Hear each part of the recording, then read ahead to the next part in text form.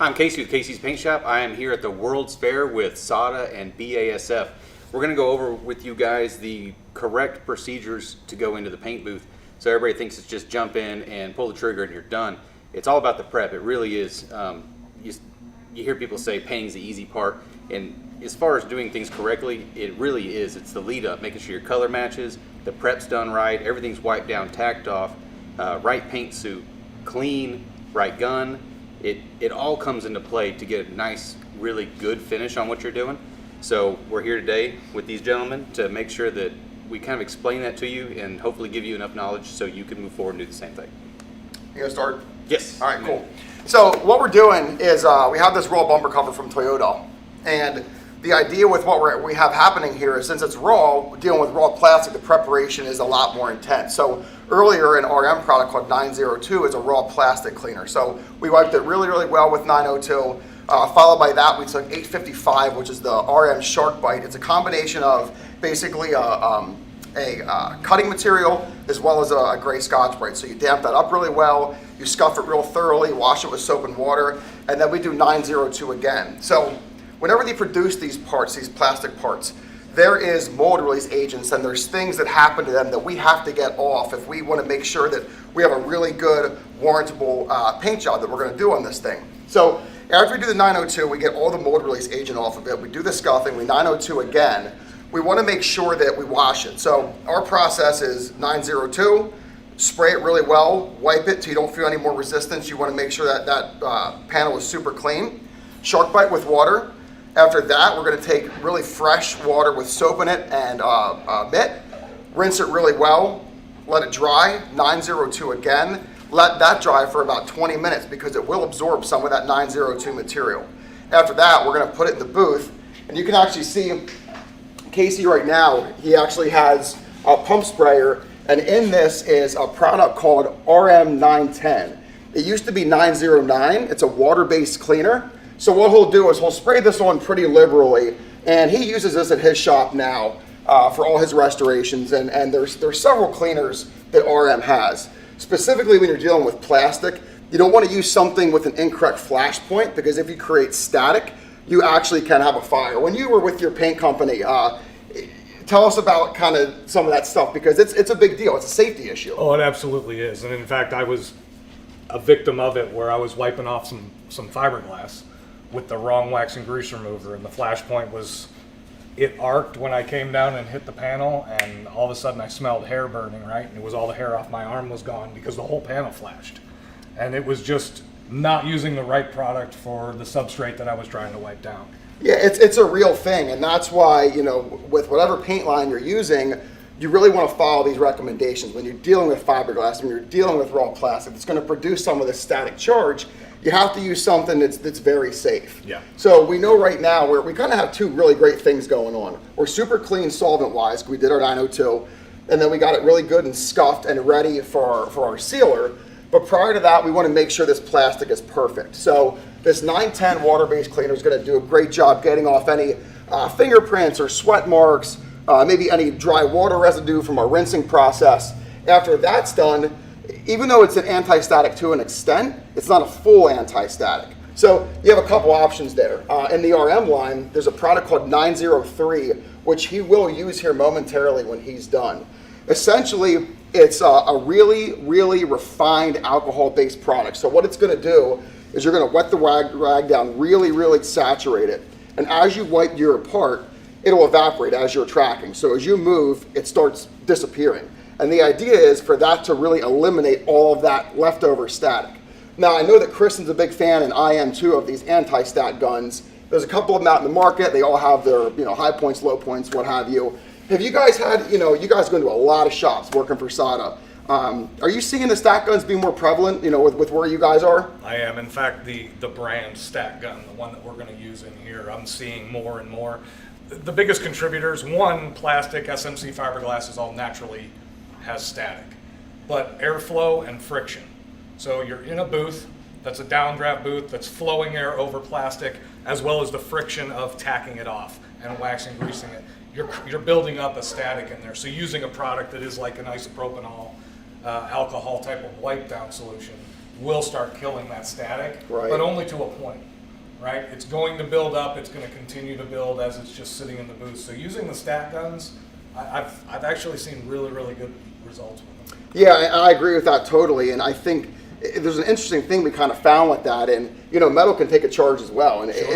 it's so ironic that when the stack guns came out and we thought about them only for plastic, think about how many times you drug plastic over a metal car, stretched it out, start trimming it, and your hair is grabbing that plastic. If it's charged enough to pull your hair, it's charged enough to charge that car. So whether it's an anti-stat liquid or a gun, I think the application or the use of an anti-stat on every job you do does a fantastic job of really eliminating that. I think, and once again, to kind of revert back to you, Chris, we've noticed just kind of by trial and finding it out that when you use a stat gun or a stat material on a panel, whether it's metal or plastic, that metallic tends to lay down a little bit better. Sure. So, in your opinion, what do you think the reason is? It the stat charge and they're dealing with metal? It's kind of hard to say. Some of the aluminums it has an effect on, micas and pearls for sure. Something that is itself a synthetic material that's coated that can hold static, it can change the orientation. To add to your anti-stat on the metal parts, when you do bag that vehicle and you feel all that static, leave the static on the plastic. Anti-stat the metal surfaces and the substrates that you're painting, but if you leave the static in the plastic, what happens is as that dust or lint or overspray that's in the booth air, rather than it migrating to that, it's always that second coat of clear coat, right? When everything looks perfect and it lands in it, leaving static in the plastic that's just covering the rest of the vehicle will attract that static and that lint and dust and keep it out of the paint job. So your jobs do come out cleaner, not only from anti-statting your substrate that you're painting, but also leaving some of the static present in the plastic that you're bagging. That's a really good point, and just like you said, if it can draw, I'd rather draw to the plastic than draw to my hood or my fender or my door. Without question. He's, I think right now he's getting ready to, you activating and reducing your sealer. Mm-hmm. So we're going to kind of move into this process. Are you going to use a B120 tack case? Yes, sir. So right now he's ready to go as far as cleanliness, anti-stat, all that stuff. He's going to go in there. He's mixing the sealer up right now. This is a really cool product that RM has. It's called 875 and 876. It's actually a sealer, adhesion promoter, all in one. So the cool thing is, like our old method up until maybe a year or two ago was same process, adhesion promoter followed by a sealer, followed by your base coat. So now we're able to eliminate one of these steps and keep a gun a little bit cleaner. So he'll go in here and he'll apply one coat of this. The ratio on it is 4 to 1 to 2. It takes 4 parts of the sealer, 1 part of activator. In this case, we're going to use RMH55. It's a fast hardener. And then 2 parts of reducer. So it's a thinner sealer, tends to dry a little bit quicker. It dries exceptionally flat. And as we know, the sealers have come such a long way. Way back, 15 years ago, somebody wanted you to seal something, like, man, it's going to be dirtier. It's going to have some orange peel in it, some texture. And the companies have done a really great job with these urethanes and refining the resin packs and making these things lay as flat as we need them to as painters. Sure. And start out with orange peel in your surface before you've even got the color. Exactly. Right? We don't have to worry about, let it dry for an hour and try to flatten out some of this texture. We're smooth out of the gate. So we're going to have this 20-minute flash time after he applies this coat of sealer. And what we wound up doing, we talked earlier about gray shades and our ground coats. So the color that we're doing on this job for the customer is Toyota 1C8. So very heavy in black. It's got some blue pearl, some gold pearl, some red pearl. So a pearlescent color, but very, very dense, a very opaque color. So we're going to go with a straight up, that's what we have, 876? So we're going to go straight up 876 on this, which they call it dark gray. In my mind, it's almost a pure black. For this color, that's going to be spectacular, great coverage. It'll cover well. Everything about it should be really good. I know you guys have something kind of fun that you want to talk about here. So, before we had our system set up for our sealer gun, our base gun, our clear gun, and up until 15 minutes ago, I wasn't even aware of this. So he's going to try a brand new piece of equipment from SADA right now. I don't know if you knew that, but you're going to try something you never used before. You good? He's a professional. He'll be fine. Yeah. So yeah, why don't you guys talk about this gun setup? So, you brought up a couple things. The process there with having the adhesion promoter built into the sealer. To take a step back, because that's obviously new for RM, but it's really kind of new as a whole in our industry. So typically you threw down an adhesion promoter, there was a certain amount of flash time that went with that, then you'd spray sealer. Yep. And as I'm sure you've experienced with solvent-borne base coats, you can get into sometimes with certain paint brands a sensitive window. Yes. Where if your film build a sealer isn't good enough to avoid solvent penetration of the base coat, you get a wrinkle, right? And then now you're chasing that wrinkle across the bumper. So that's a super advantage of going to a sealer that has the AdPro built in. On the other side of that, film build on sealers was critical. You really needed above 0.7 mils up to 1 mil to have that holdout of solvent penetration. Right. So we were really focused on film builds, but also trying to dial in a primer gun, a proper primer gun that would spray sealer and maintain that super flat finish, not only being able to seal whole panels, but doing spot sealing. This goes back to our conversation with color match where we're talking about you can have a primer spot in the right G shade or in the right gray value, but if you don't have that soft taper, that soft overspray edge, after putting on 3, 4, 5, 6, up to 12 coats of certain colors, you're still gonna see that hard primer spot. So having not only a sealer gun that's gonna give us film build on full panel application, but it's also gonna be controllable where we have a nice soft sealer edge so we can make that transition from sealer color to body color in our blend with low opacity colors, and it's all gonna be nice and invisible. So what we've done is we more or less, in our Jet 100B RP spray gun, typically a 1.4 was the most popular based across the country of what most people use for sealer. Right. This is what we would categorize as like an optimized 1.4.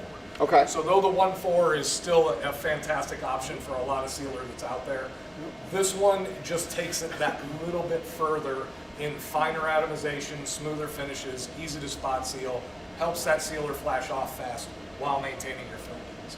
Awesome. So I guess, me as a painter, I have my sodas, I have all my equipment, and there's, I guess, maybe 2 questions here for you guys on this. Something I would run into all the time back when I was tech repping constantly is you would go into a shop and they have a great, 5,000 HVLP with a 1.4 and they have their 1.2 RP, everything's digital, everything's perfect. And then you have this redheaded stepchild in the corner, their old retired M1G, and I said, what's that for? That's my sealer gun, and it's really incredible that maybe we just have not done a great job of explaining why we have an undercoat gun, why we have a top coat gun. So as maybe some advice for some painters out there, regardless of paint line, picking that gun for sealer, what's the best way to go about that? The differences between top coat guns and undercoat guns really comes down to pattern, size, shape, and atomization. Your top coat guns are really, really focused on atomization, very, very fine, high transfer efficiency levels, as well as it's ultimately focused on metallic and pearl orientation. We don't want to be creating model with the spray gun. So it puts it at an atomization level that's very, very high. And most primers and sealers don't necessarily need that level. So when we do have that practice of taking my old RP13 clear, I got my Right. R2000, and I demote that down to a sealer gun because I bought a new clear or a base coat gun, you're taking a gun that's designed for very, very fine atomization. And when you talk about that in primers, you start talking about bridging over sand scratches, Right. where you're atomizing the product so fine that that droplet's not wet enough to penetrate down into the bottom of that scratch. Then that's a scenario where you've got guys complaining about shrinking. Right. You've got sand scratch, they call it sand scratch swelling, but nothing's swelling, it's actually shrinking, right? Yes. Same thing with sealer. You want that balance, and that's where this new sealer nozzle set comes into play, is it's finding that balance of keeping it wet enough to fill any of those minor imperfections that we all try to get away with and hide under sealer, Yep. while maintaining that nice smooth finish and getting ready to go into base coat. But the other thing about a top coat gun, the nozzles were designed to do a blend with, and you wanted some transparency on that blend edge. With a primer gun, you really don't want that overspray to be traveling all the way down the panel where it could cause issues for you. So you want that to have the wet zone, but to have enough atomization so there's a fine edge transition from sealer or from primer to the surface underneath, but you don't want it carrying all the way down the panel. You want to keep it minimized right to where you need it. So that's where the primer guns are more focused in that design. So, a question maybe for you guys too on the undercoat gun, right? a thing that I'm a huge fan of, and I think everybody should do, and we talked about it earlier, was, you know, having your mill cards. I like to build a bulletproof file, if you will, for somebody doing a paint job, because the paint manufacturers, you know, they do offer a good warranty. They absolutely do, and they'll stand behind their product. And something that I think is critical for shops is to really document, you know, the mill rates of these things, you know, and your primer sanded versus your wet on wet sealers versus your base coats. They're going to have their minimum and maximum mill rates for these products, right? So, you know, maybe from the gun manufacturer perspective, do you guys see an issue where I do try to take this old retired base gun or clear gun, and now I'm going to make this my sealer gun? You know, what could I look at either end of the spectrum for a potential mill issue? Yeah, absolutely, we see it constantly, and that's where the wrinkle window came in. We saw more, there were reported issues with the product line that came in where sealer was applied with an old top coat gun, rather than those shops we started flipping to a sealer gun or a primer gun. Okay. And it is because the atomization is so fine, it starts naturally migrating to thinner film builds. And if you try pushing it, taking that top coat gun and pushing it so you're trying to maintain film build, then you start getting into that area of, are you over applying? Are you going to start getting runs on edges or fog light pockets, as we may see here in a little bit with KC? Right. Are you getting ready to seal? I got a hood. We have to get you a hood? Got to get them hooked up? That's what we didn't consider. So we'll get this. Obviously, PPE is critical.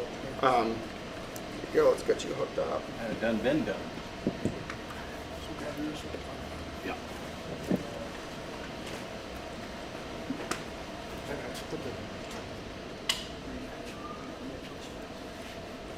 So we'll get him rolling in the booth here. You know, as you can see, he's putting fresh air on. Any of you guys that watch his YouTube channel or follow him on, you know, Instagram or Facebook, he's always really good with the PPE. You know, he breathes fresh air at the shop and his booth.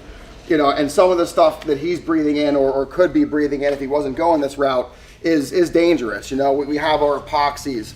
They're sticky. You know, he does a lot of stuff with spray polyester, and you know, these things aren't safe for us as people. So it's important that he's got his full suit on, he's got his boots on, he's got gloves on right now. You know, Tony's getting him hooked up with his fresh air. Then all of these things are a factor, and they're all things that us as painters need to be aware of. Perfect. You could be in a photo shoot for RM Safety right now. We'll give you a minute.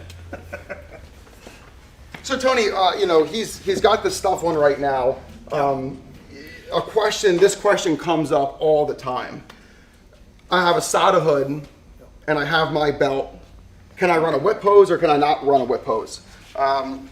And if I can't, why can't I? And if I can, why can't I? Well, in the USA, we're talking about, NIOSH has, who is the people that do give the approvals on breathing equipment, breathing hoods, etc., does not NIOSH approve a whip hose. So it has to be a system. So the system includes your belt unit, your hood, and your hose. So we have to have separate approvals on different lengths of hose. So we have separate approval on a 15-footer, a 25-footer, a 35, 50, 75, and 100, because they test it with that length of hose, with that belt unit, with that hood. And the minute that you start pulling more air away from the hood using a whip hose off of the belt unit, their concern at NIOSH is that you could negatively impact the positive pressure of your hood. Not everybody may have enough air volume. Right. And so we're literally the only place in the world where we can't run a whip hose. But they also, so what SATA has done to help with NIOSH is by putting this gauge on the AirVision 5000 that has a green zone in it. So when your needle is up in the green zone, you know that you have positive pressure. So at a glance, I know that I do.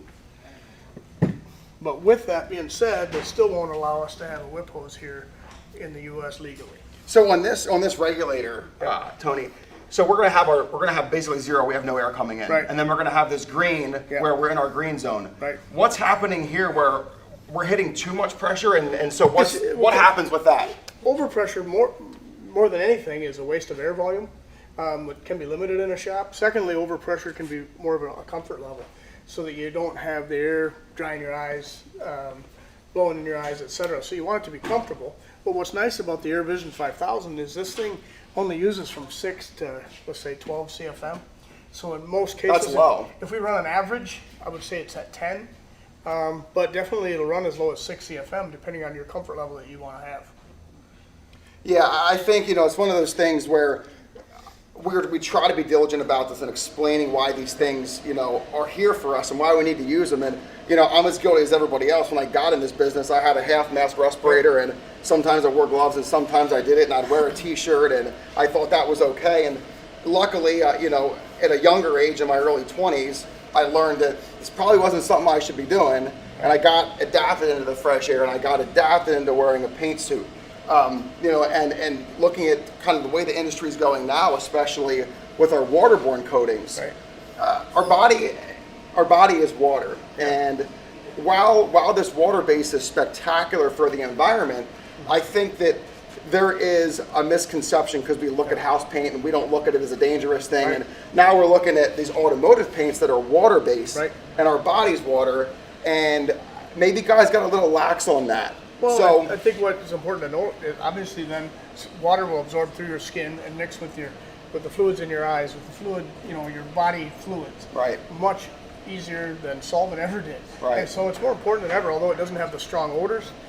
There's still resins, there's still co-solvents, there's things in that we definitely don't need our bloods getting into our bloodstream, because it doesn't just affect our lungs, where we always thought we just had to cover up with a charcoal mask. Well, Right. that doesn't work, because now with water and even with solvent, we're dealing with a lot more microscopic size molecules that absorb through your skin faster too.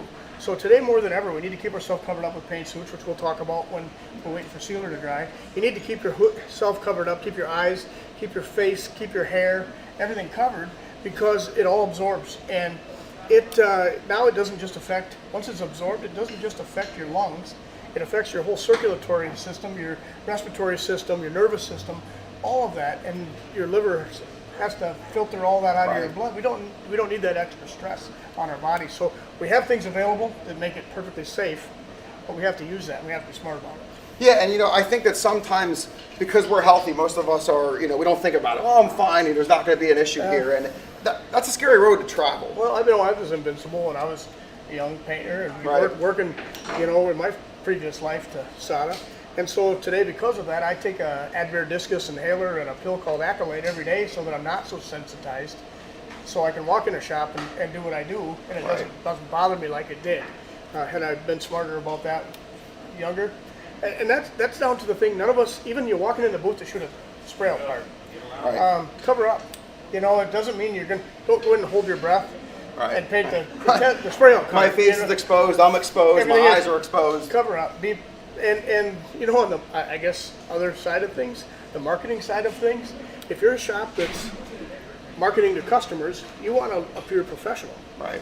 And when you see someone on a TV show that's wearing a half mask or not at all, or in the booth with just shorts on or not covered up, and then you see a guy like when KC goes in, fully suited with a supply to hood, which one looks more professional? Right, Which one would you want to absolutely. have your multi-$100,000 car painted at, or your everyday driver? You want to have it done somewhere that's respectable and is doing a good job running the business and takes care of their employees. Yeah. So that's kind of where it ties together. There's a marketing aspect to it as well. There really is, and it's you have shops, and then everybody's advertising now. I'm going green, and I've gone green, and that's all great stuff. I mean, we have a lot of things going on where the water base can help our environment. These are all wonderful things. Something interesting, and I use it almost as a teaching tool more than anything now, is a can of catalyst, and I use it as a dual teaching tool. Number one, wintertime, especially where I'm at in Pennsylvania, where you are in Minnesota, our humidity isn't super high. There's not a lot of water in the air. So if I take my catalyst and I put my cap half on, it may take a couple days, and then I'll start getting some crystallization. I do that in July. The next morning I come in, the cap is seized up when I have hard catalyst. Right. And what I learned several years ago, and I'm so glad that I did, is that's happening because isocyanates are attracted and activated by that moisture. Yep. So I go into that booth with my half mask and I'm protecting my lungs and my nose, which is moist, and my mouth, which is moist. But what about my eyes? Right. And my eyes are moist all the time. They're open, I'm painting, I'm blinking, and that stuff is hitting me right in the face. If it's doing it to a can of catalyst, Yeah. what's it doing to my body. Right, and that goes equally for when we're standing there pouring straight catalyst into a clear coat. Really need to be smarter about it and having your hood on, So I think there's, protection on when you're in that mixing room, and having an air supply hose in your mixing room to plug in so that you can be safe while you're mixing paint, not just spraying. I've gotten some, maybe mixed information myself on that, and you can probably shed some light on this. I have my own opinion. I want to see where you fall with it. Guys will say, well, I'm pouring the hardener in. It's not a big deal because it's not in the air. My thought, and maybe elaborate on this if I'm right or wrong, is the catalyst on the outside of that can that I put on wasn't atomized either, Right. and that catalyzed. So what's happening there? Me as a painter, have my RPS cup, I'm stirring up my clear, or I'm pouring the hardener in.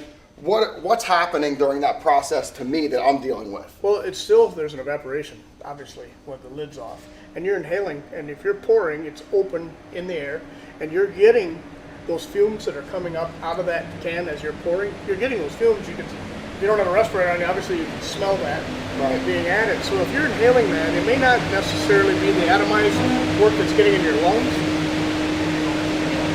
but it's definitely the inhaling of those fumes. There is chemicals, there's things in that your body doesn't need. Right. And so for us, it's just protect yourself. I mean, I can't. We don't know what every paint mixing room has for air, ink, ventilation, all that stuff. We don't know that. So to be safe, you just need to protect yourself and have that, keep that coverage. You don't want to be smelling those odors. You go home at the end of the day, you can taste it, you can smell it. You don't want that. You want to go home at the end of the day and not have that issue. And that's why we wear paint suits to cover up, so you don't go home at night and smell like that can of paint. But your lungs don't need that either, neither do your eyes, anything else. So it's just protect yourself. You should wear eye protection if you're mixing. If you get a splash, drop the mixing stick in the cup, anything like that. But the hood does that for you as well. Plus gives you a nice cool air blowing on you, because by the end of the day it's 95 degrees in here. Every time you walk in and out of the booth, and the bake cycle's been on, that's a cooling effect too, so it's a comfort. And that's another great point. A lot of times, with the paint companies, and Chris, you've been here, you've done this. They have advertisements, and then these advertisements, whether it's a trifold or a brochure, or you go to a training center, in the pictures of their personnel, they're fully garbed up.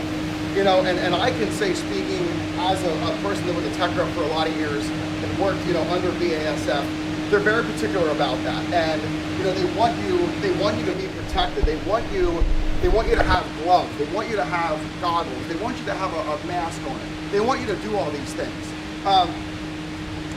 It's not a show. It's not something that they're trying to get a sales pitch on, or they want to look a certain way. They want to protect their people. And when you go to these training centers and you see 50 SADA hoods on the wall, and you see 50 SADA suits, and you see boxes of gloves, that's not for show. I mean, this is to help us be able to do this until we retire.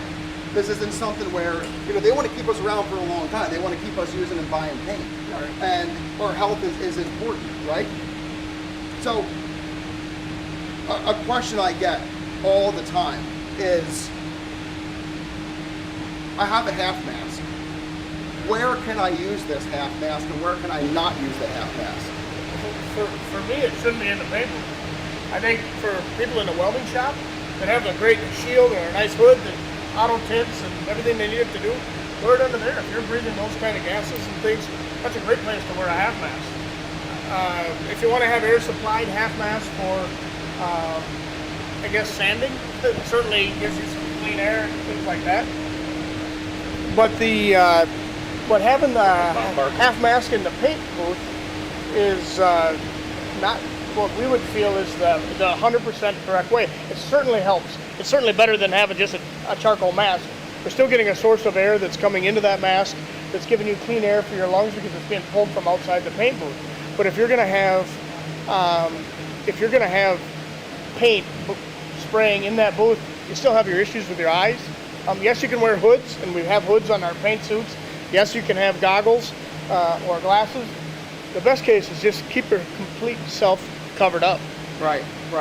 And I wish I wish everybody did a better job of not only teaching it, but learning it. Yeah. Because it's one of those things where I think a half mask is fine. If I'm a body guy and I'm standing body filler or something, or I'm sweeping the shop up, it's going to protect me from that particulate.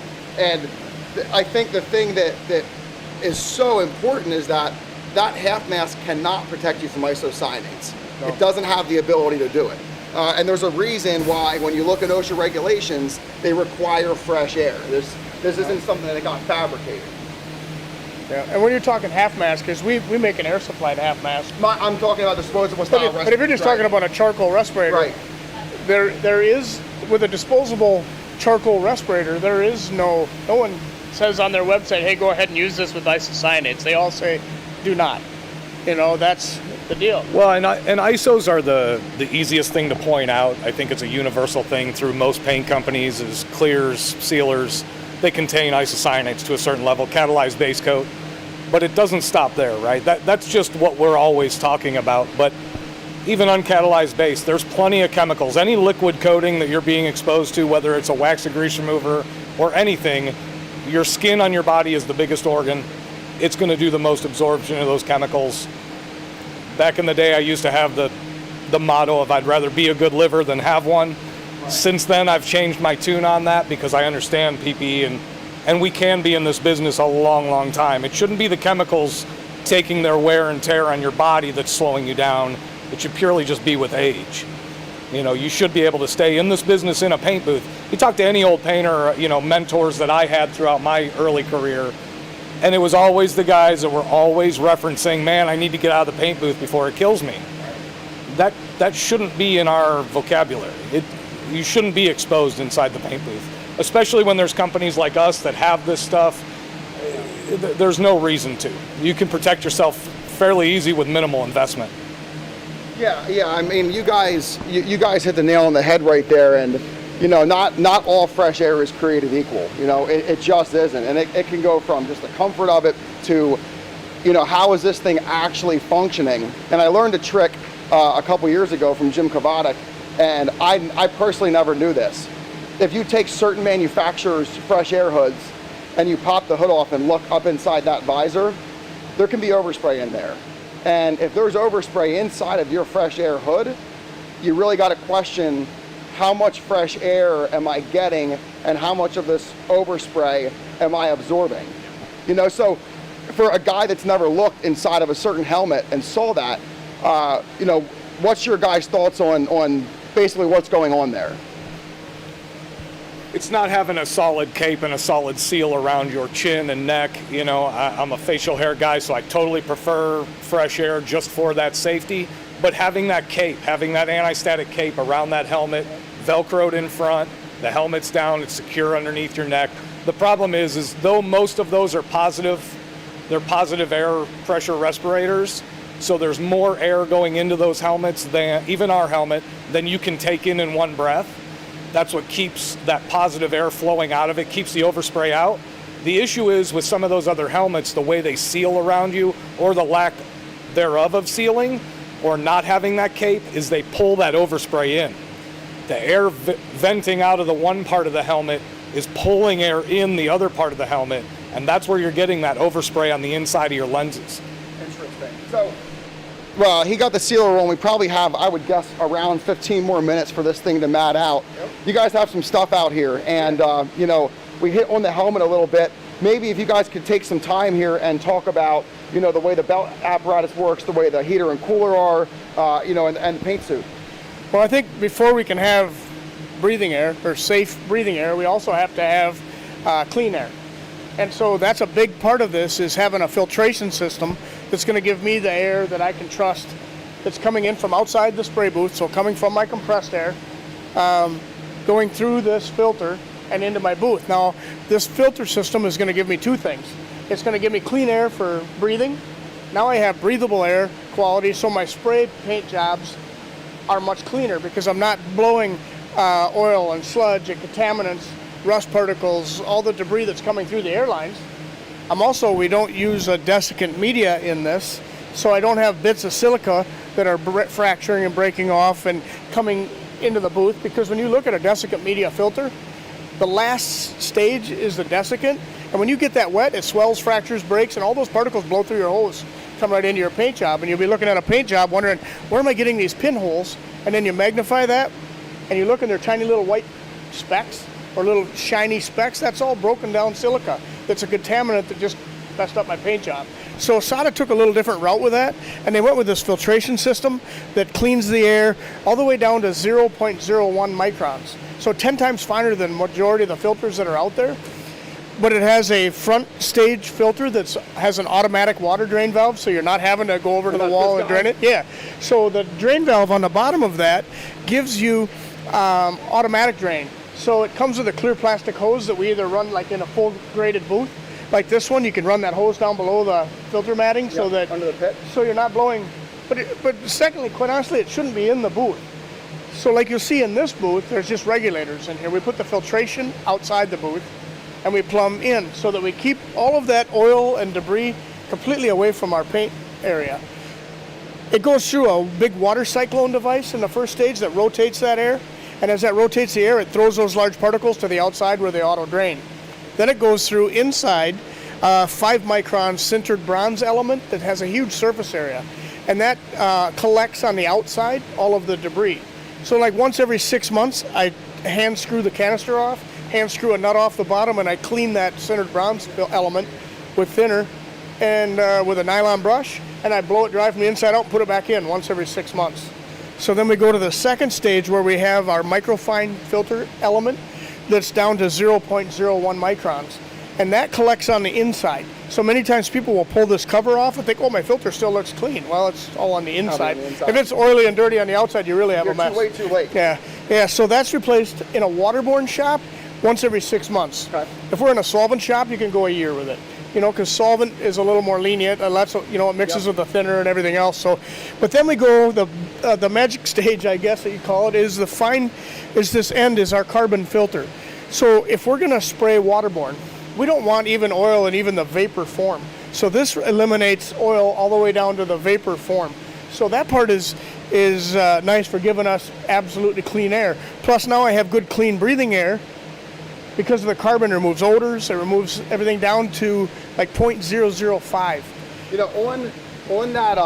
On the oil vapor thing, Yeah. That's such a great point, because the amount of shops I've gone into where they have this intermittent fisheye problem or these really tiny fisheye problem, and I take my testing equipment in, I can't find anything, right? It's not giving me an oil stain on my wafer. It may smell like oil, but I can't physically see anything. Right. So, the oil vapor is very critical, and for a shop that it runs into these, very micro small fisheyes or some of these issues they have, how for them, what's the reason that this thing is able to protect from oil vapor? Well, because when you're pulling it down to vapor size, we got to imagine especially in a waterborne shop, because in a waterborne shop, that whole old saying where oil and water don't mix definitely comes true in a paint job. Right. And because if we can eliminate all oil right down to the vapor form, what happens is between coats, oil would rise to the surface, and that vapor can rise, and then as it almost condenses and lays on your surface, and then you try to spray another coat of waterborne base, and you don't get fish eyes with water. It tries to run away from the contaminant, so you'll get some real strange looking patterns that can happen. So we eliminate that through this by bringing that down to 0 oil vapor.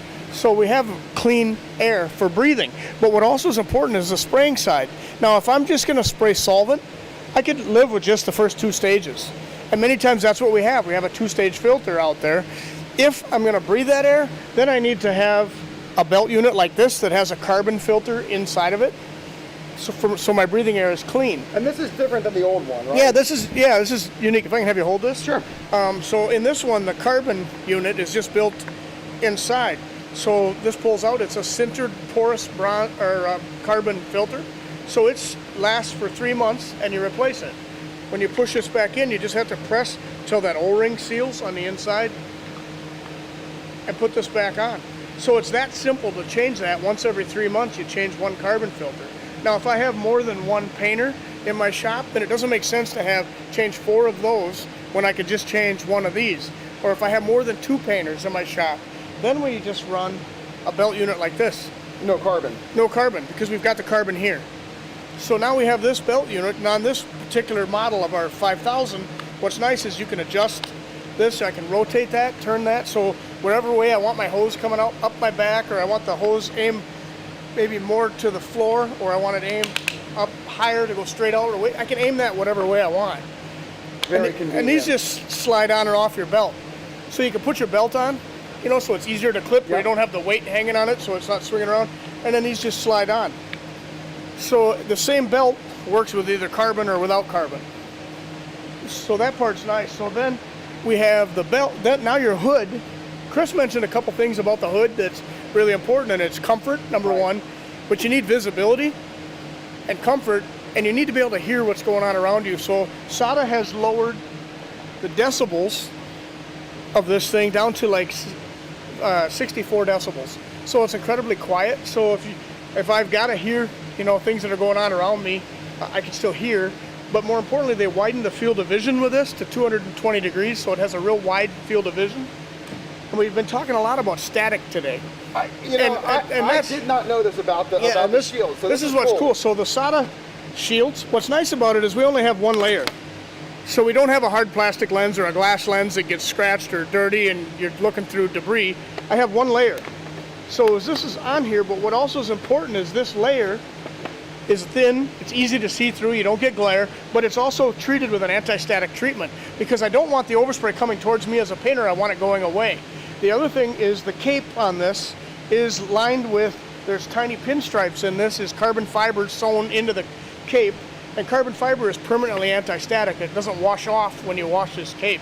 And this cape just peels off. There's Velcro on it, so you can peel this off, throw it in the wash machine.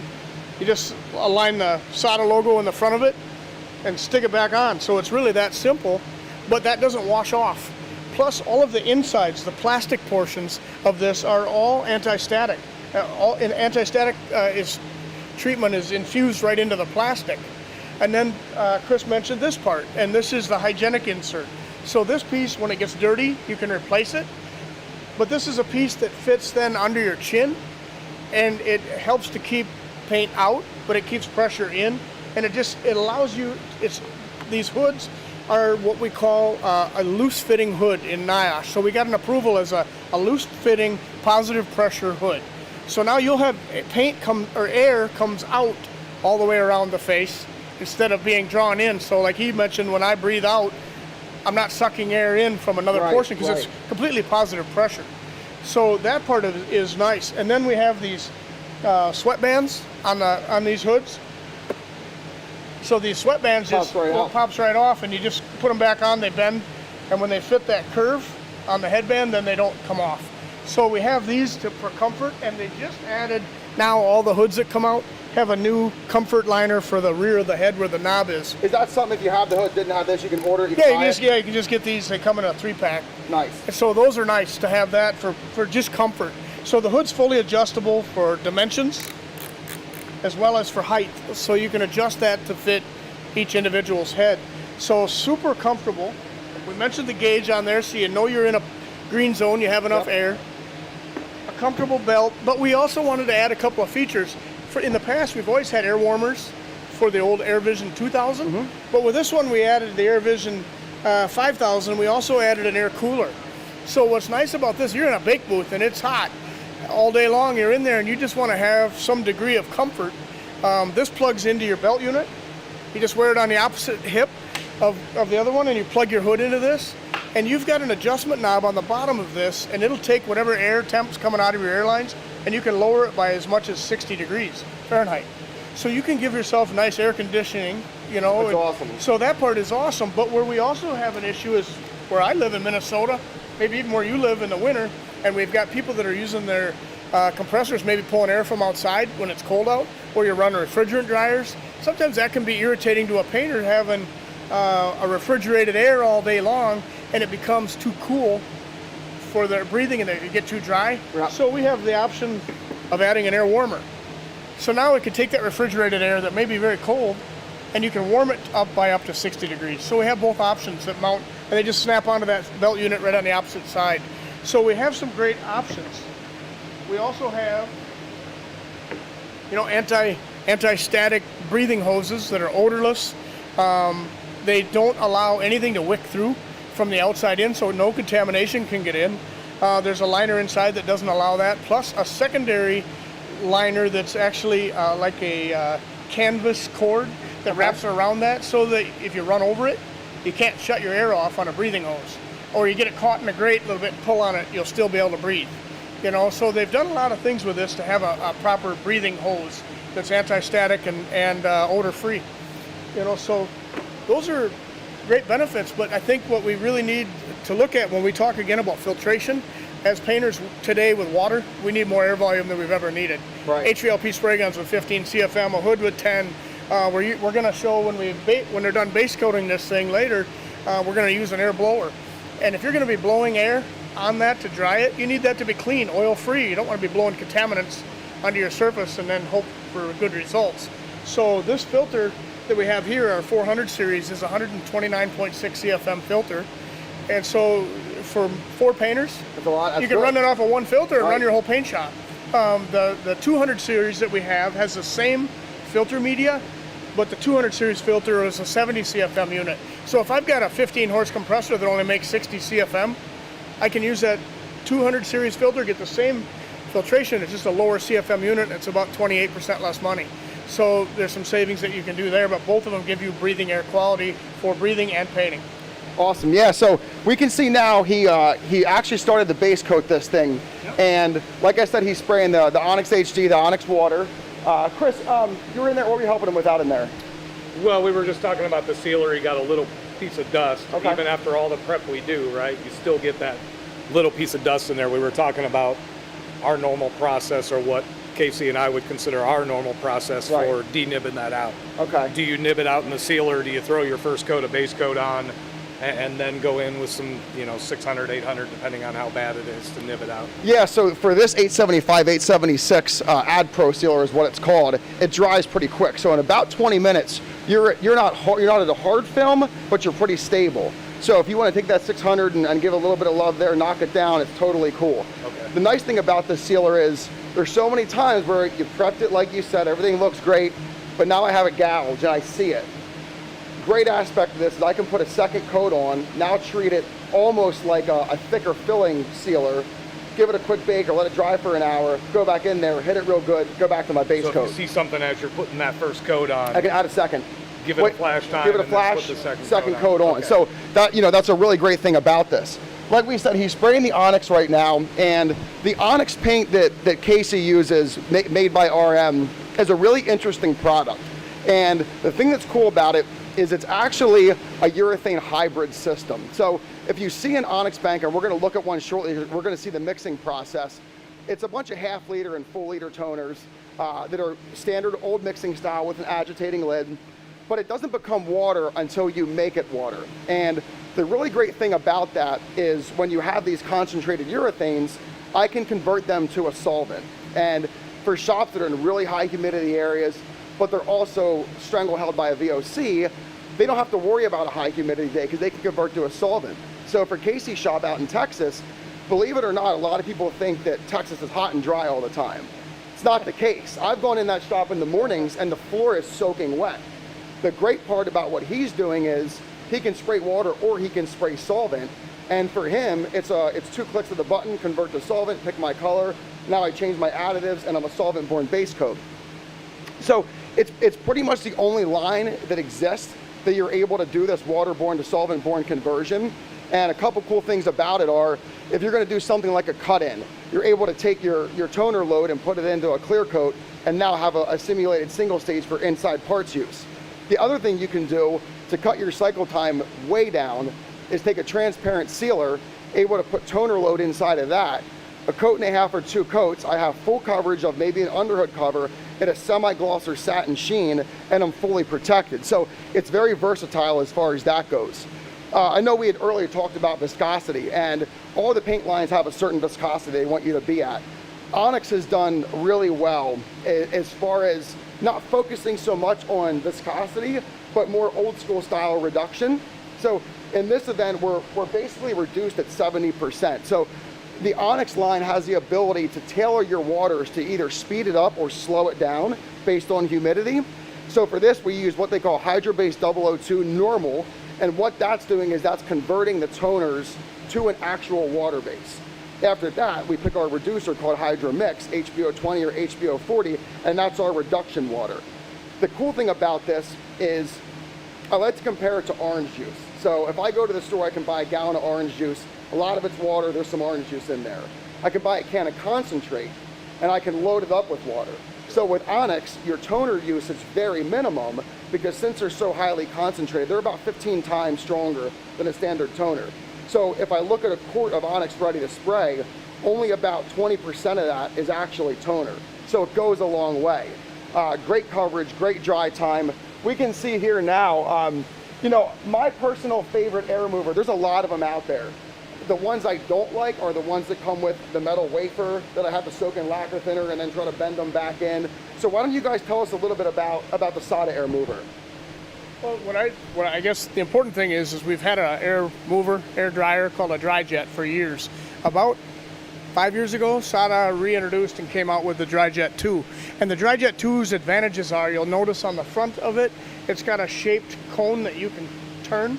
So if I'm blowing flats, I can angle it one direction so it blows more flat surfaces. If I'm blowing down the side, I can do more sides. But what's incredible about this is the air volume that it doesn't use. And that's the important part. When we're adding all these stresses on a compressor, you don't want to have one that uses 20 CFM and then have to use 4 of those in a shop. There's nobody that's got an extra 80 CFM to spare. So with this one at 35 PSI, which is the optimum air pressure in, it only uses 9.35 CFM out or into it. But what's cool about it is it pulls air from the rear side through a strainer that is the same strainers that we use in our 0.3 liter RPS cups. So that's replaceable when it gets dirty. But I can use that. It draws, let's say on average, 10 to 12 times the air, depending on the air volumes you have, etc. So if I put 9.3 in, I'm getting 93.5 CFM out. And the biggest mistake people think is, well, if it works good at 35, I bet at 120 it really blows things dry. And what we don't work with is velocity. We use air volume. We want a huge amount of air blowing it slowly across the surface to scrub that and take the air or water with it. Where if you speed up the air or you're using the small cone-shaped dryers and other things, they speed up the velocity and it blows across the surface and doesn't take the water with it. So you'll get done blow drying something with some of those other tools, and go into your mixing room, make your clear, come back in, and it's tacky again, wet again. Re-wet. So this one, it carries that away because it's a slow-moving, high volume of air to go across that surface. And we've done, Chris in his former life did a lot of testing with this where they were taking literally sanding dust and covering a table, and we could just show how much wider of a footprint. So it'll blow that. I mean, it's crazy when you can watch the dust that moves when the air goes across. But in better perspective is you took the side of a small SUV and you got paper on the roof and paper off the rocker, and you'll watch the paper move. They're both flapping. It moves air that on the side of a vehicle where you need about half as many of these as you do other brands because it's got such a good footprint. So incredible tool, very, very low CFM, so it's not hurting your compressed air situation, and it's giving you a fast drying.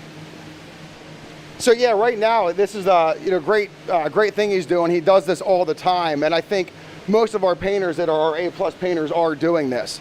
The time that we're talking about clean base, right? We're not perfect. Stuff's going to happen. We're going to have something fall in, or something comes off the hose or out of the sealing filter or something. So up until this point, we've done everything correctly. He's got a sealer on. He had a little piece of dirt, like Chris had noticed. But optimally, right now, the Onyx system is basically what I would call a 2.5 coat system. So we're going to get our correct sealer ground down. We're going to go full wet coat, which he did. Had about a 7-minute dry time. That's my guess right now by looking at it. A full flash with the SADA. And then now, since it's his first coat, he's going to go in there and do a quick denib. After this, he'll put on a second medium wet to wetter coat. We'll flash that really good. And if everything looks covered at that point, we're going to hit it with a drop coat, and it's about done. Yep. So, the thing you want to take note here is that, nibbing the base coat is so important. And when I was younger in the business, I never even knew what denibbing base coat was, because the guy I worked under said, just bury it and clear and sand it out later. But unfortunately, that's not the right way to do things. And we really have to be adamant about denibbing that base coat and getting that base coat as clean as possible, because I can denib base a lot faster than I can wet sand and buff a hood. I personally can. And I think that goes for a lot of guys. With tri-coats and transparent mid-coats like the candy mid-coats, the colors nowadays, I was taught the same way, right? Bury it in clear, Bury we'll it. polish it out. You're going to notice that now. The complexity of the colors, the fineness of the aluminums, the pearls, the ceramics that are in there, everything. You notice those little pieces of dirt that normally you would just bury them in clear, but now it's going to be that black dot on the side of the car. Even in a charcoal metallic like this, it's going to be visible. Yeah, for sure. And I think that, at this stage of the game, it probably took him a minute and a half to denib that. Whereas if I would have had to take those same nibs out and clear, I'm probably 40 minutes. So I'm much rather going to take my time in here. And I think a lot of the point today is not only, proper color match and how we're prepping stuff, but what steps do we take to really get a clean job, And preparation, like he said in the beginning, is absolutely critical.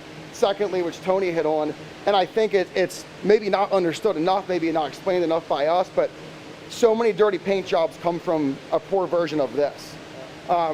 If you have the best painter in the world, the best booth in the world, but you have dirty air, you're an uphill battle. It's just not going to work for us. And I think it's important, for a shop that has some issues, and maybe you're a really clean painter and your guy's really good, but he can't control that dirt. You guys are out there, you guys are in the field. I mean, to have somebody from SADA come out, or maybe your jobber that works slightly with SADA, give you an air audit, read that humidity, do a particulate test, check for oil vapors, do all these things.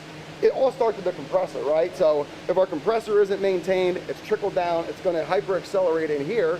And since we have the technology and the ability with this filtration, I think sometimes we get sticker shock, right? And we say, oh, well, it's so expensive to do it.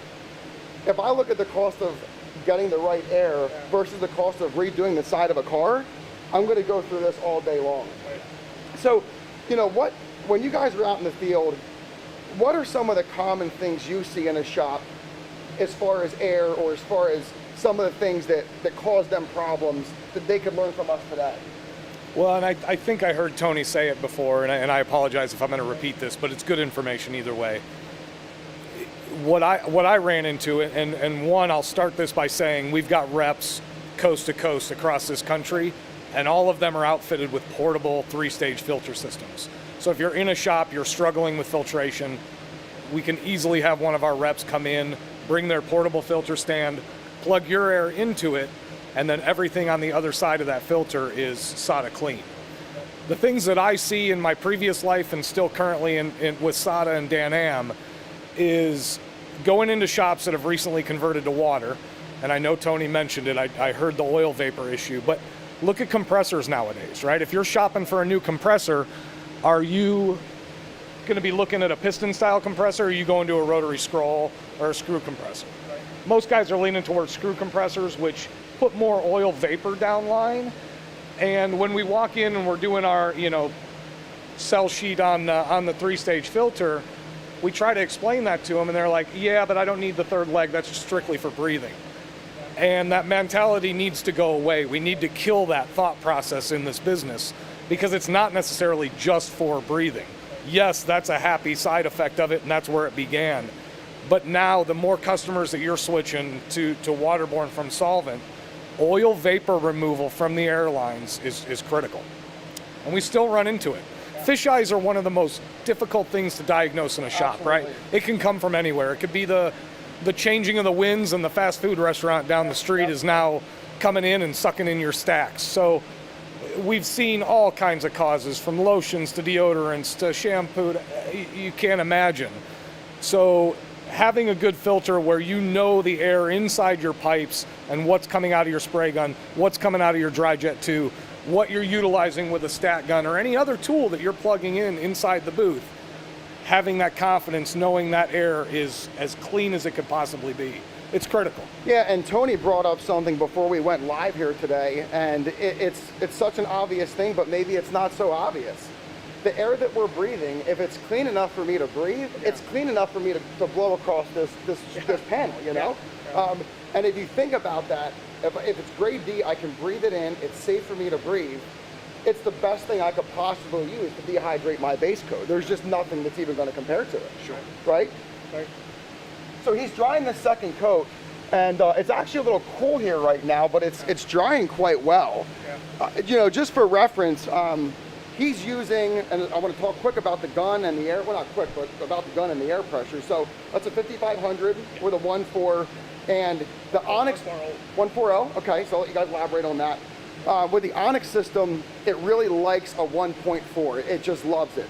25 PSI for your first 2 coats, gives it a nice breakup, and then he's going to get to the point where he's going to do a drop coat or an effect coat. He'll back his distance up, and it'll basically be a mist, and that'll happen right around 17 PSI. So, you know, with these new guns, I was fortunate enough to be on the test market with Mazin, and it was really cool. And when they came to me with a duct tape cap, I wanted to take What it. is this? I wanted to take it off. You know, and so right now, you know, we're talking about clean jobs and good metallic control and all this stuff. But a painter's job is critical, and something we talk about in C20 Refinish is it's their job to help make sure that department's profitable. And one of the things I personally noticed with this gun was I mixed up, I came from an RP, a 5001 2 RP is my gun, that's what I've used. I mixed up, I did a bedside on a Chevy truck, mixed up the same amount of clear, it was about 25% less product, and my mill rate was still the same. So why don't you guys talk a little bit about, you know, maybe this technology, the I, the O? Yeah, so this is the 5500, the X5500 that we released last year at SEMA. Some of the major changes that were done to it is, unlike the 5000 where we've got an air distribution ring sitting behind the fluid tip, this now no longer has that air distribution ring. So when you're tightening this fluid tip down, you're tightening it metal to metal. So there's not any over tightening or mushrooming of that air distribution ring that could cause an issue with your pattern and make it a little bit more difficult to clean. The other thing is a nice side effect of removing that portion of the gun is the sound of these guns. You know, perception is reality for a lot of people, and that sound, the decibels coming down on what the gun sounds like at 29 PSI, it gives you that perception of, well, it's so soft, it must be doing better transfer efficiency. Obviously, you know, if you averaged everything out since really back to the NR2000, we're what, about every 5 years? SADA always releases on the even years for Auto Mechanica, so it's typically either 4 years or 6 years that we'll release or introduce a new gun. But please understand, when we're introducing a new gun, it's not purely just for making things more complex or giving you another option. As soon as we introduce this new gun, we spend those years prior to the next launch developing and focusing on atomization, on transfer efficiency, right? Job cost, or how many ounces per refinish hour, or how many grams per refinish hour, is really starting to come into play in this business, where we're so scrutinized on how much product we use. That's the quickest spot that everybody wants to reduce costs, is in their paint materials. So of course we do demos with our 4400 where we show, you know, touching up small spots, doing priming, but using the right tool for the job that you're doing. It's using a finish hammer with a finish nail, not a 5-pound sledge. The 5500, both HVLP and RP, it has 2 different pattern options. Those pattern options are an I or an O. I've had a couple guys nickname those, and I feel like it's somewhat appropriate. O is original. So if you look at the shape of the O pattern that's in both the HVLP and RP, it's more of that oval. That's what the O actually stands for, is that oval shaped pattern, where it's a little bit shorter, a little bit wider, wetter. There's really 2 different style painters in this business, even though we all are, you know, wonderful little snowflakes and we all paint a little bit differently. We really fall into 2 different categories. You're either a painter that's like I am, close, fast, damn near dragging the air horns through the panel, or you're somebody that's a little bit further back, or what we classify as a controlled painter. Those different styles, rather than taking that one size fits all or one size fits most, having an I or an O, and the O pattern tailored more towards that close, quick painter, and that I pattern a little bit taller, a little bit more controlled. It's going to slow your arm speed down a little bit. It gives you those options when you're going to get your gun. Rather than, you know, we're all painters, or I'm assuming you're all painters that are watching this. You know as well as I do, we get that new gun, or your jobber brings it by to demo it. You go in the booth and you're puckered up on that first job, right? You're worried about, is my color going to turn out right? Do I have good orientation? Then you move into clear coat. You're spraying clear coat with an unfamiliar gun. You really are adapting to the way that gun sprays over those next couple weeks of having that new gun. Now with the approach that we're taking where you have an I pattern or an O pattern, the I pattern, people have nicknamed that improved. It's a taller, narrower, slender pattern that's stretched out a little bit. It's the same amount of material coming out of both, so let me explain this. If I have an RP130 and an RP13I, it's the same amount of material that's coming out of both of them. Okay. But your RP or your 130 pattern is roughly at that distance from the panel, it's about 10.5 inches tall, and your I pattern is 12 inches tall. So if you take that same amount of material and you stretch it further, it's going, you can look at this as glass half empty or half full approach. An I will always spray a little bit drier than an O, or an O will always spray a little bit wetter than an I. But it's where you can really dial the gun in when you buy it for your style and your technique. One thing I want to bring up is we introduced a tool with this gun that's a little like slide rule where it can help you make your selections. But what I really think is the most efficient way of doing it is we have the SATA nozzle finder app on both iOS and Android. You download that, and one of the easiest ways to figure out what option is right for me, you go in, you choose nozzle finder, and then for me, I like to go to what spray gun do I currently use. Most people, or most of us, this isn't going to be the first gun we're buying. We've been using something, regardless of brand, whether it's any of the big three that are out there. But as an example, I can go in and I can choose a SATA 3000 RP13. And I can even alter the conditions. Am I in Las Vegas where it's 110 in the booth and 5% humidity? Or am I in Houston where it's 110 in the booth but 100% humidity? You can adjust those things, and based on those attributes of your conditions and the spray gun that you like, it will tell you what option to go with the X5500. So it really takes a lot of that guesswork out. For the jobber reps that are watching this on that app, if you're in a shop and you're talking to a painter and going through that, as you scroll down to the bottom, there's a send this information by an email. Very cool. You can click that, you can copy the painter, you can send it to the store and say, hey, get Daniel over at ABC Auto Body, he wants this gun. And that way there's no confusion, there's no lost in translation of, oh, I thought you said an I, but no, you needed an O. You've gone through the app, you've taken the steps to figure out what's the right gun for you. Awesome. So we're gonna, Casey's almost done with this thing, and you guys didn't get a chance to talk about paint suits yet, right? So what I want to do is Chris and I focused a lot earlier on process and color match and how these things work, and something that him and I agree on, and I think most tech reps would and most paint reps would, is we really have to focus on keeping that mixing room clean. And not only the mixing room, but also our toners, right? So there's a couple steps you can take to really make your life a lot easier. So we're gonna play a quick video. We actually mixed this color at Casey's paint shop yesterday. So we're gonna play a quick video, and we're gonna kind of talk about some of his methods, the way Onyx mixes, and then how you can help, give yourself a really good result as far as keeping your toners, nice and clean and perfect. Terrific.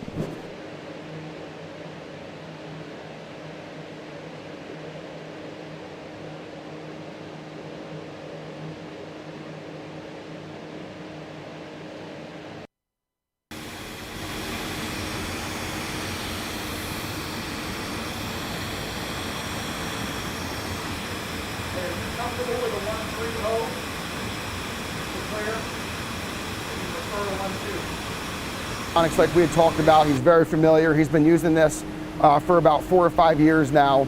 So what the first step that happens here is the hydro base goes in, and like we had talked about, this hydro base is what's converting this hybrid urethane into becoming an actual waterborne paint. So what I want you guys to notice here, if you don't take anything else away from today, notice what he does with his toners.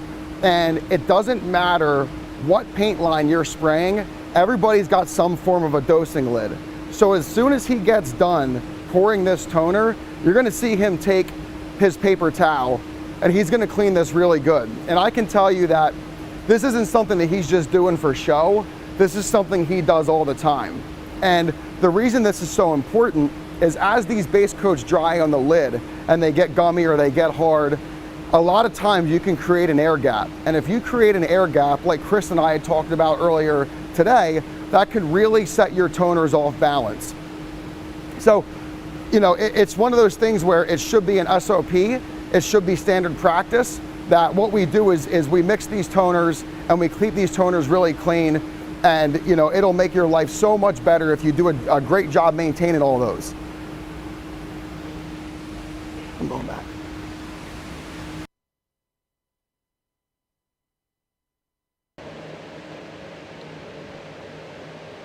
So we went through, you know, the mixing process, and what I really wanted to show with what he does specifically, and I've always trained my customers to do this. You get a lid and you mix a toner. It goes back on the bank, back on the bank, back on the bank, and now you have this mountain stream of toner, right? And not only does it not look good, it makes the toner hard to open, but you're also going to breach some air in there. And there's a lot of paint lines out there that don't like air. None of them like air, some of them really hate it. So, Chris, you know, from your perspective as a guy that was a trainer for a lot of years, you know, how important do you feel it is, regardless of paint line, that you keep these dosing lids as clean as possible? Yeah, absolutely. Cleanliness is next to godliness, right? And going in, it's not that hard to have a towel in your opposite hand, and as you pour, you just wipe it off before you put it back. Right, when we go into those shops and we're troubleshooting color match issues, you start just looking around and observing things, and it's always that. Like you said, it's got the solid waterfall off the front of the dosing lid. Then guys, they crack them over here offside because they know if they come and crack that lid up by the toner or by the can, some of those pieces are going to fall off into that can, throw off their mix, throw off the weight. So absolutely, cleanliness inside the mix room is critical. So Casey, I think, do you want to come over here and kind of talk about what you just did, and maybe give the viewers a little bit of information, insight on your Onyx experience and how you feel about the product, how you use it? Yeah, so at our shop, I mainly shoot everything in Onyx solvent. Today we're shooting Onyx water. A little bit of spray technique different between the two, but very close to the same. So it's not really that hard to pick up from one to the other if you use one and need to switch to the other for different colors or whatever reason. Today we normally would spray 2 coats and a drop coat. If you're watching, you saw me do a little sand. There's a couple spots I wasn't very particularly happy with. So in between the first and second coat, I did a little denib with some 800. Clean that up, put on 2 more coats and a drop coat. About to jump back in and do 2 coats of 5600 clear, and off to the races. So, you know, you and I talk a lot when I'm out of the shop, and we talk about the way we started, and, you know, we can't talk about PPE enough. I mean, I just feel that we can't, and especially now, and, you know, the current environment and the way we have waterborne technology, and these clears are getting, you know, more vicious, and they're able to go faster. And so you and I grew up, and we all grew up pretty much wearing a charcoal respirator. So, you know, when you're at Casey's paint shop and you're doing a paint job, you know, what are some of the PPE things you go through to help keep yourself safe?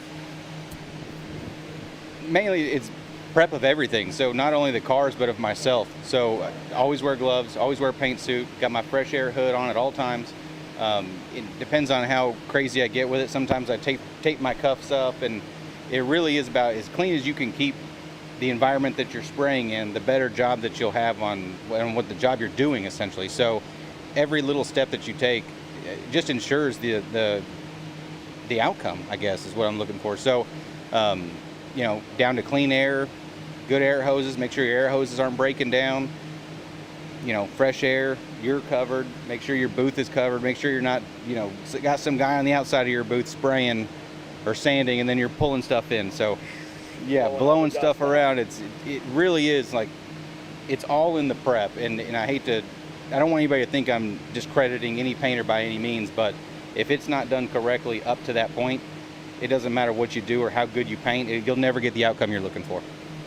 Yeah, you know, and you're exactly right. And a couple of years back, you and I did some filming out there at the shop, and we were going basically through the entire RM process from, you know, beginning to end. And when you do things by the book, the results speak for themselves. And on that video, a couple of people said, oh, you know, that's crazy. You don't have enough time to clean a panel like that. I have more time to clean a panel than I do to have a redo. And there's a reason they have multiple cleaners, and your solvent-borne cleaners like your 900 and, you know, your 902 for plastic and your 901 for fast, and then your 909, your 910, you know, for your water-based cleaner. because we have different contaminations. We have oil, we have water, and there's not one cleaner that's going to do a great job at all of them. So it's our job, you know, as technicians and guys that work on this side, to help guys like Casey to make sure that he can go in there and pull that trigger. He went through the process, and the problems are minimalized, you know, and that's the trick to it. The paint suit thing is something that I get calls on all the time. Customers call me, hey, I'm gonna get a new suit. What suit do you recommend? What are you looking for? So, you know, what you guys, you have these great SADA suits. What is the benefit and what are some of the nice things about the SADA suit compared to others? Well, when this suit has evolved over the last few years, but what I like about it, our manufacturer that makes these for us and with us does a great job, because they add, as you'll notice in the front of this, it has the pinstriping like we talked about on the hood. And that pinstriping is carbon fiber that's sewn in so that it's anti-static. And by being anti-static, I'm not drawing overspray towards me as a painter. The other things that we do are things like the pocket. We made a large enough pocket on the front of this. We talked a lot earlier today about blueprinting and about documenting when you're making changes in the booth, you're doing spray out cards, etc. We even made a simple Sharpie holder on the pocket so you have a place to put that. If you're having to document blends that you're having to work on and maybe to apply for a supplement on an estimate that wasn't, you know, that we have to make a change to, the pocket's big enough to have a cell phone in if you have to, you know. So we tried to do that. It's got the pockets for the tack regs, everything else. But some of the more important parts of this suit, if I can have you hold that. Yeah, absolutely. Some of the more important parts about this suit are even in the back. It's got this flexi back on all of our suits, whether it's our men's Pro Series or the ladies suit that we're going to show you, even down to our lower price, the white and gray suits. We put these flexi backs so when you're bending over to work on a car or to tack something off or to scuff a panel, you're not tearing the seat out of your paint suit. Right. That's important. KC mentioned something about, you know, depending on how careful he wants to be, we use Velcroed cuffs so that once I have it on, I can pull that tight and seal it up tightly around my wrist so I'm not getting paint inside. The cuffs on the feet are nice because we leave a wide open cuff at the feet, and then you can Velcro them shut so that you can put the paint suit on, not have to take your boots off or your shoes off to put on your paint suit, and you get it back off. So there's so many things, plus the hood on this. The hood has a, you know, this thing will zip right up tight so that you don't have access if you're not wearing a full hood. And we've minimized the exposure that you have with this hood. So we're super excited about the way the paint suit feels. It's lightweight, but it gives us all the adequate protection that we need. So then we took all of that and we work a lot, you know, with a young lady on social media that everybody knows is Connie Mangiavinos with Girls Behind the Gun. And Connie talked to me, and a lot of people, she would talk to me saying, you know, the problem is for us girls in the paint business is that we're always using rolls and rolls of tape to make a paint suit fit, to fix the arms so that they weren't bulky, to fix the waist, to fix different things. And she said, we go through more tape in a year on paint suits than we do on cars. So we got talking with Connie, and we talked to our manufacturer that makes these for us up at Masport, and we came up with this cool design. And she actually went to several lady painters across the country and asked them all to pin their suits and things that they'd want changed.